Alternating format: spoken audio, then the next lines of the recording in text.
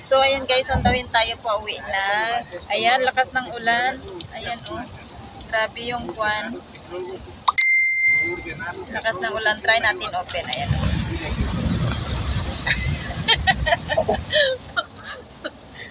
Nagtingala gid ang maneho baka giabrihan ko. Gargar pa mon. Ayan, lakas ng ulan sobra. Sobrang lamig. I-try ko gi-open yung pintuan, na-shock yung ano, yung maneho namin. Ayan. Sobrang lakas ng ulan, guys. Ayan, oh, lakas ng ulan. Oh my goodness. Ayan si maneho, oh, gargar pa mon. I-try ko gi-open yung pintuan, na-shock yung maneho. Hi.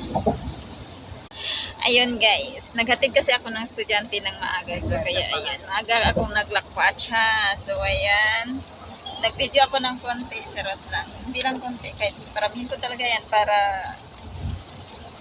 matagalan kayo sa panunod, charot. So ayan guys, oh, grabe yung ulan, lakas. Ang lakas makaulan. Ayan, nasa baba ko ng sasakyan. Siyempre, alangan naman maglakad, no? Common sense. So, ayan. So, doon tayo, ano natin doon, nakakaumit naman yung pagmumulong. Ayan, guys. Ayan, pumapalakpak yung wiper, oh. Pumapalakpak ang wiper. Ayan, lakas ng ulan. Lakas makatama ang ulan na. Siguro ganito, no, pag ano, sasapit na naman yung summer, mag-goodbye si winter. So, ayan, nagpaparamdam ang ulan. Kasi paminsan-minsan lang yung ulan, di ba guys? Dito sa ibang bansa. Hindi gaya doon sa atin na parang March lang yung mainit ba? Tapos, hindi naman mainit. Yung ando na yung ano, pero dito, ayan. Winter, summer, talagang pinapahalaga ng ulan ang summer, winter.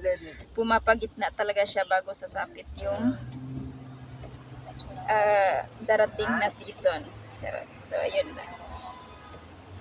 So, yun lang guys. Sa mga nanonood ng aking video, maraming salamat. Sa mga hindi nanood, salamat na rin sa inyo.